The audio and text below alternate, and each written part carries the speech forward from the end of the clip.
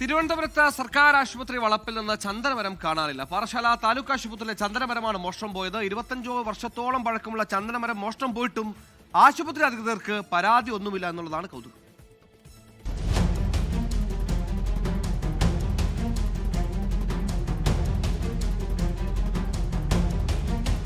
ഞായറാഴ്ച രാത്രിയാണ് പാറശാല താലൂക്ക് ആശുപത്രി വളപ്പിൽ നിന്ന് ചന്ദനമരം മോഷണം പോയത്. 25 വർഷത്തോളം പഴക്കമുള്ള മരത്തിന് ലക്ഷങ്ങളുടെ വിലയുണ്ട്. വിവിധ ഷിഫ്റ്റുകളിലായി 8ഓളം സുരക്ഷാ ജീവനക്കാരുള്ള ആശുപത്രി വളപ്പിൽ നിന്നാണ് ചന്ദനമരം മോഷണം പോയത്. ആശുപത്രിയിൽ CCTV ക്യാമറകൾ സ്ഥാപിച്ചിട്ടുണ്ടെങ്കിലും മോഷ്ടാവിനെ സംരക്ഷിക്കുന്ന സമീപനമാണ് ആശുപത്രി അധികൃതരുടെ ഭാഗത്തു നിന്നും ഉണ്ടാകുന്നത്. ഇവിടുത്തെ ജീവനക്കാരുടെ ഒത്താശയോടുകൂടിയാണ് ഈ തസ്കരന്മാർക്ക് ഈ പെരുംകൊള്ള നടത്തുവാനുള്ള അവസരം ഉണ്ടായിട്ടുള്ളത് എന്ന് ജനങ്ങൾ മനസ്സിലാക്കുന്നു. എന്നാൽ ദിവസം 2ആയിട്ടും ഇതുവരെ ആശുപത്രി അധികൃതർ പോലീസിലോ വനംവകുപ്പിലോ പരാതി നൽകിയിട്ടില്ല. തിരക്ക് കാരണം പരാതി നൽകാൻ സമയം കിട്ടിയില്ലെന്നാണ് ആശുപത്രി സൂപ്രണ്ട് പറഞ്ഞത്. ആശുപത്രി വളപ്പിൽ മറ്റു ഭാഗങ്ങളിലും ചന്ദനമരമുണ്ട്.